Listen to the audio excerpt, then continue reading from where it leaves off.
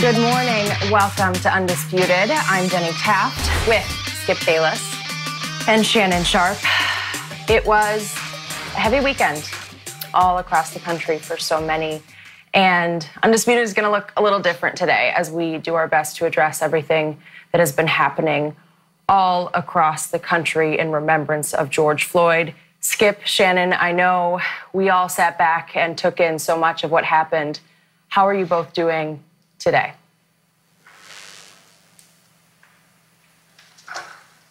Jenny, I am looking forward to doing this show with my partner, Shannon Sharpe. I know we're having a little bit of technical difficulties reaching him at this moment, but this, of all shows I've ever done, I'm looking forward to being partners with my man, Shannon. Very well said, Skip. Shannon is working on his audio right now. So, Skip, I just want to start by asking you about everything that we saw over the weekend. There were marches, there were protests in remembrance of George Floyd. Most of the demonstrations were peaceful, although we did see some violence, some looting. So, Skip, in your opinion, after seeing everything that has been taking place all across the country, what is your reaction? Jenny, let me start with all the great things I saw over the weekend.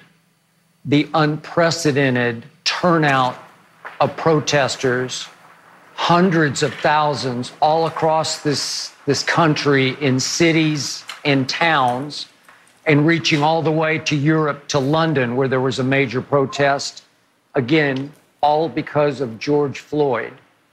And in the end, it did my heart good to see the turnout, the peaceful protests, and it was from people of all colors, not just black people. I saw people of all colors, and I saw a whole lot of white people sort of band together, arm in arm, over George Floyd. It's the first time in all the killing of the unarmed black people by white cops that I felt like there was 1,000% lockstep on this one. I didn't hear a single white law enforcement leader over the last 6-7 days try to say yes, but about George Floyd. No, there was not one yes, but. It was always, this is criminal. This was flat out murder. I think the white community for the first time saw no gray area in this one. And that was the good news. That brought us all more together. I'm hearing Shannon. Shannon, are you there? Can you hear me? I'm good. Okay. I'm good, Shannon, Skip. I got you. Jump in. Yeah, tell me what you saw over the weekend. Skip, what I saw was a lot of pain, a lot of frustration, a lot of anger. You know, Skip, for me, what's baffling to me is that when I hear white people say they can't understand why it's happening. Skip, if you go back over the last 60 years and you look at if you want to call it a riot, if you want to call it a rebellion, if you want to call it an uprising, if you look at the cause and then the effect of what transpired. If you go back to Harlem in 1964, it was 15-year-old James Powell being shot by a lieutenant in Harlem. If you go to 1965 and you look at the Watts riots, it was an unarmed motorist being shot. You go to 1968 and with the assassination of Dr. King, and then we come almost 25 years forward, and you look at 1992 in Rodney King. You go to 2014 in Ferguson, Missouri. You go to 2015 in Baltimore with Freddie Gray. And now 2020. All of these things have something in common. All of them, with the exception of Dr. King. But he was a black man that was killed. All was killed unarmed at the hands of the police. You see, Skip, what black people are saying, you know what? We'll live with a lot of disadvantages. We'll live knowing that our healthcare system is not like it is for our counterparts. We will live with knowing that our education system is not like our counterparts. We will live with knowing that our unemployment rates, and we get hired and fired we get hired at a lower rate, fired at a higher rate than our counterparts. We will live with that, Skip. But where we draw the line is that you're killing our unarmed black men and women. That is where we draw the line. George Powell was the straw that broke the camel's back. That's what this was, Skip. This was a powder keg that had been growing.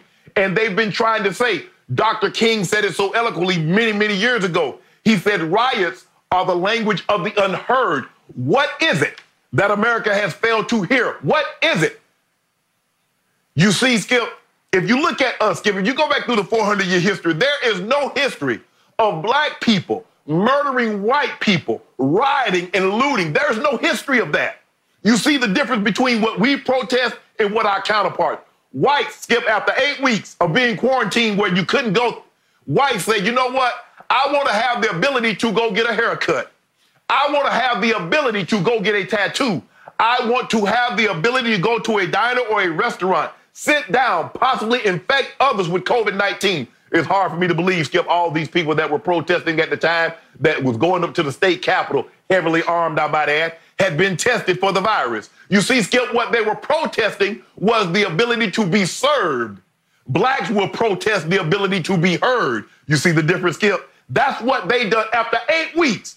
They started protesting to be served. Well, I can't take it anymore. You're infringing on my rights. But we protest after 400 years, after murder, brutalization after brutalization, and people lose their mind. And I don't care about the Skip. I'll be the first to admit, Skip, for me, and maybe it's because as I've gotten older, things that can be replaced hold less value to me. In Atlanta, what they did got within 600 yards of my home. My assistant that lives in my home, she called and said, well, Shannon, what do you want me to do?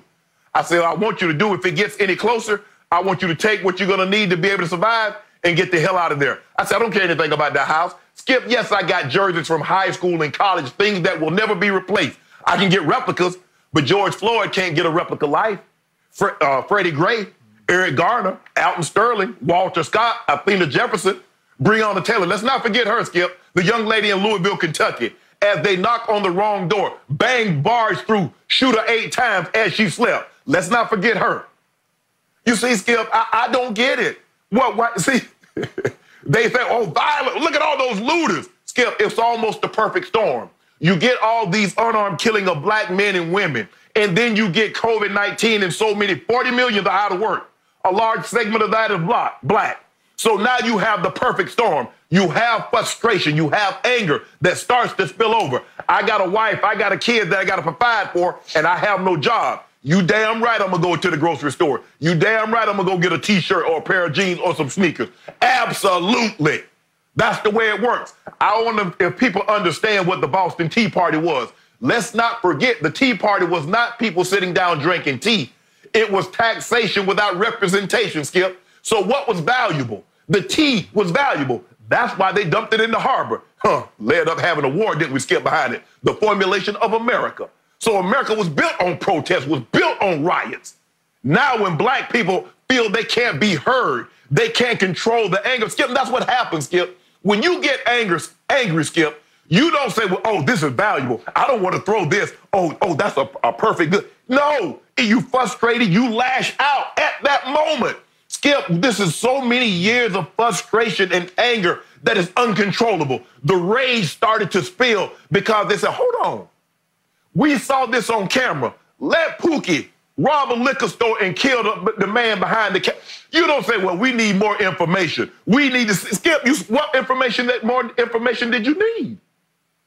You had enough information to fire him, but you didn't have enough information to charge him. And it's like, here we go again. And Skip, you remember when we first talked about this, I said, Skip, what they gonna do?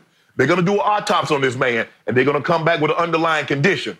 So in other words, Skip, he had hypertension, the possible of intoxicants. There were things in his system. So in other words, what the coroner said, this man was too unhealthy to survive his air supply being restricted for 9 minutes.